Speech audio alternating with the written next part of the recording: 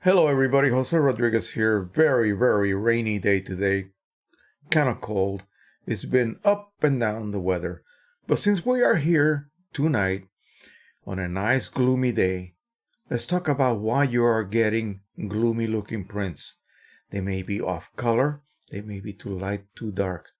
And I know we have covered this subject over and over again, but sometimes you need to go back and kind of refresh your steps of how to achieve the perfect print. Now, a printer out of the box, installed properly, initiated properly, and set up correctly so that it has a clean 100% nozzle check. Okay, the head has been aligned properly, and you have printed one of these. Standard image. Notice how beautiful and neutral and correct this image is. Let me give you a little example as to how I analyze something like this. I would look at all the photos. These are just common images compiled into a collage to give you an impression of how your printer would perform printing a variety of images. This is in black and white. It is an electron microscope type image, but I can tell looking at it that it is neutral throughout. It is not greenish, it is not purplish, it is not yellowish. It is neutral. I can see all of my steps from the darkest to the brightest, and so on and so on. Everything looks correct. If you want to learn more about these, I have videos in my color management playlist that you can go back and examine where I cover this in great detail. But this is how you set up your printer. You don't print any of your images. Do not touch your images. Download that standard or evaluation image. It is available in my Facebook group under the Files tab. So if you haven't joined yet, this is a call to action, if you will, to you guys that have not joined the Photo Printing Techie Facebook group yet. There's over 2,400 members already. We're nearing 2,500 now. And they all think alike. They all want to print photos at home. So, steps: open up your printer out of the box, install it, read the instructions, don't assume anything. Make sure that your nozzle check is perfect, make sure your head alignment has been performed, and now you're going to print that image. And it doesn't matter whether you use Photoshop, it doesn't matter whether you use Lightroom, QImage, Capture One, whatever you use, just open up the image, file, print, or whatever number of steps you have to do in your application to print something. File, print. And we're going to go through the driver, and I'm going to show you what you need to do in order to print that image so that only the printer itself is controlling color, the printer and the driver. Okay? That way, no other influence is causing a shift in color. If that occurs, then you know it wasn't anything you did. You're just opening it and you're printing it. And then you're setting up the driver the way I am going to show you. And then in the next video, I'm going to take you through an application that will make your color management basically dummy proof. And this is the biggest dummy right here. It pretty much automatically does everything for you, among many things. And it's one of the best printing applications ever created. So let's get over to the screen and we'll start up setting up your printer. We're going to do that on a Canon printer, and I'll do it on my Epson P800 as well. Each brand basically is about the same. So let's go ahead and jump right into this. Okay, so here we are in the welcome screen of Photoshop. This is the latest version. I subscribe to it. And so we will begin by clicking on the Open button. I have my standard image folder here. It's named Test Images. You can download this complete pack from my Facebook group. We're going to go ahead and open up our favorite file. And now it's going to ask me to convert it. I do not want to do that in this case because I do not want to alter the color space that this image comes embedded with, which is ProPhoto. So I'm going to go ahead and click use the embedded profile instead of the working space. My Photoshop is set to work at Adobe RGB 1998, which is something that I recommend for everyone to use. But in this case, we're just going to print the standard image. And like I said, we do not want to alter it in any way, shape, or form. So we're going to click OK. Make sure that you do that. If you have the warning system set up to warn you whenever there is a mismatch in color space, this will pop up. Make sure that in the case of the standard image, you use the embedded profile instead of the working space. Boom. We're going to open it up and here we go. So this is the image we're going to print. Are we going to edit it? No, we are not. Now, as I visualize this image on my calibrated monitor, it looks perfectly neutral to me. My black to white looks perfect. I see every single step. I see every single step from the 2, 0 being black, 2 being just above 0, and all the way up to 24, which is kind of a dark gray. But I can see every one of those gradually increasing density steps. Nothing is blocked.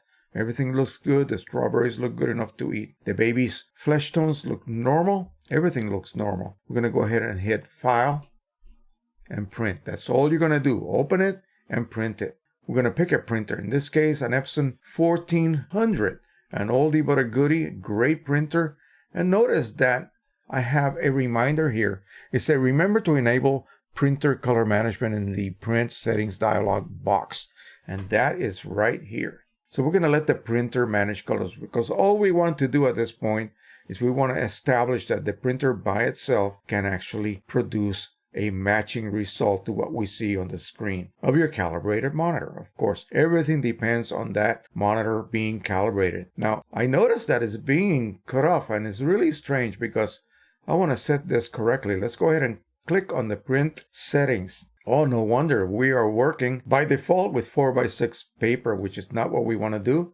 We want to use a letter size in this case. And let's just say we want to use I have a lot of luster paper, so we'll pick ultra premium photo paper luster. That's what I usually work with. And quality could be best photo or photo. We're just going to go ahead and use photo in this case. Now, what we want to do is we want to tell this printer to go ahead and control color. Go ahead and handle it. We want to turn off color enhance. We don't need any enhancement. I want to print this as raw as possible. I don't want to enhance anything. When we hit the advanced tab, we're going to get this window and it seems daunting. But you know, just leave it at the default setting. Okay. Epson standard. Epson standard. That is the default it will be at. And what it's going to do automatically for you. Check it out. SP1400. PLPP, okay, premium luster photo paper. It has picked a profile for us automatically by clicking on ICM. If that is not clicked, make sure you click on that. It might be on some other tab. Make sure you click on ICM to make sure that the printer is actually printing by its default settings, and it will automatically link this choice of paper to the correct profile that is installed in your hard drive if this happens to be the driver that you installed. Hit OK and hit print. Boom, your results should match that. Let's go ahead and try another Epson printer. So File, Print. Now we're going to try a more modern printer, a P800. Here it is. We're going to get a totally different user interface. Print settings. Again, you must enter print settings. And here, as you can see, it looks totally different. We'll go ahead and change our size to something like letter. And here it says off, no color management or color adjustment because we were printing with ICC profiles from the application, but you're testing the printer straight out of the box. So what you want to do is set it to Epson Standard sRGB. At this point, that's all I want you to do. Epson Standard sRGB. And we're going to pick the Ultra Premium Photo Paper Luster again. It's Epson Standard sRGB, and there's nothing here. As you can see, everything is set. Epson Standard sRGB, make sure that you have your gamma set at 2.2. 2.2 is a modern setting for gamma now. So make sure you have that, especially if you're using an older printer like the 1400. That one may be set at 1.8. and you need to reset it to 2.2 manually. But the more modern models of Epson printers will all be set at 2.2, which is today's standard for modern printers. We're going to click OK. Notice what we did. We chose the paper. Okay. That will automatically link it to that profile. Quality is whatever you want to set it at. Max quality if you want. You have a quality option where you can actually set it. This is quality. This is max quality. So be aware of that. It doesn't really matter much. You will not really see a huge difference between those two settings. And that is about it. Since we're using a lustrous paper, notice that ink photo black ink has been chosen. So if the printer is set at matte black, it's going to do an automatic switch over to the photo black. All right, that is it. Click and print. Now, notice what we have going on here. This is a vertical or portrait orientation for the paper, but the image, because I have it set in Photoshop horizontally, it's of course oriented the wrong way. So we can just click on landscape and it will be oriented correctly. So it will print in the correct orientation. And we click print and that is all you have to do. Okay, let's go over to a Canon printer. And of course, guess what we're going to choose? Pro 100, of course. We'll do the Pro 100 and then the Pro 1000. Pro 100 series. Now, this is a little bit different. Again, the paper is not matching. So we're going to go to the print settings and we're going to pick letter size, photo paper pro luster. And here we're going to go ahead and click on this color intensity manual adjustment button or box, go to matching and set it to either ICM or driver matching. That is your default setting for letting the printer control color. It will do an automatic link to the correct profile for you, depending on which Canon paper you're using. This will only work with Canon papers for which there is a drop-down menu choice. Any of these papers, it will do an automatic link to the correct profile. Let's do that again. Either ICM or color matching. It doesn't really matter. It will do the automatic match. And letter size, this is the top tray. They call it the rear tray. High quality paper pro luster. And everything is set. Make sure this is set to photo printing rather than standard or business or paper saving. No, make sure you have it always set at photo printing. When you do that, keep in mind that automatically by default it's going to go to borderless. And I don't know why it does that, but it does. So keep that in mind and make sure that you catch that. If you are playing around with those buttons, it will switch it over to borderless. So as you can see, it switched everything around. Look at that. Crazy. And, the wrong paper got loaded. So be careful. It does that. And it does it automatically. I don't know why, but keep an eye out for that. Okay, make sure you don't get caught because it could very easily cause you to print with the wrong settings. So we want to always print to luster in this particular example. So we have Pro Luster chosen, standard. We switch it over to high. We want good quality. This has been turned on to ICM or driver matching, and we are all set. Okay, and print. Now, again, we have an orientation problem because of the way that this has been oriented on Photoshop. I could flip it, rotate it 90 degrees. That would solve that. Print, and we are good to go. That's how you do that on the Canon printers. Let's go ahead and choose another Canon printer. The beloved Pro 1000. And again, we'll switch it over to landscape right straight off the bat. Printer manages colors. Good. Again, we're going to click on this. Photo Paper Pro Luster is chosen. Letter size. We're going to click on this to make sure we are on the correct settings. Driver matching. Good. Standard. We'll switch it over to high. Not the highest, but high.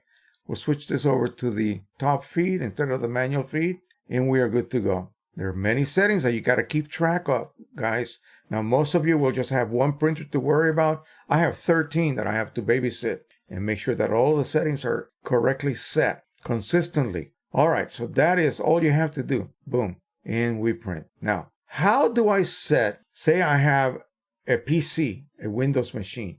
How do I set my single printer so that it always prints with a certain set of settings? Say all I have is Pro Luster. Let's go ahead and go to Control Panel, Devices and Printers.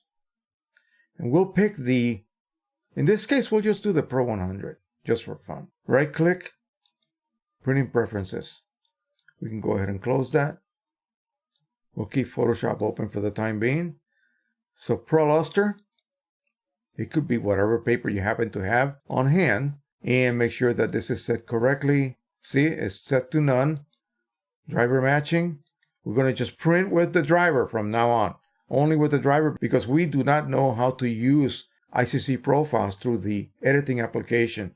So for this period of learning, we're going to stick with printing through the driver, letting the driver control color until we master that, until we get consistent results, practically printing with your eyes closed. That's how it should be. Okay, so we're going to rely on Control Panel, Devices and Printers, right-click on the icon of your printer, Printer Preferences, and now we're going to set the defaults.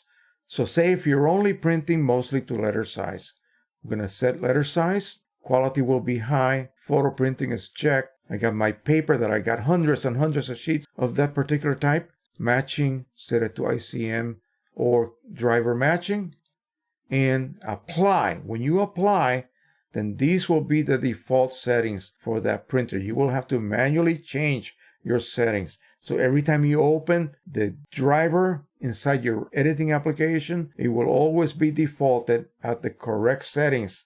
And that's what we want to do. Okay? So again, I showed you how many: 1400, P800, Pro 100, and the Pro 1000. Basically, all of the Canon printers are set the same way. All of the Epson printers, with a little change in the wording and the location. You're going to set it to allow the printer to control color using standard Epson sRGB. Okay? And that will take this information here, this image right here, send it to the printer. You have not altered it. And if your monitor is calibrated correctly, then this will match that. Okay, and that's your goal.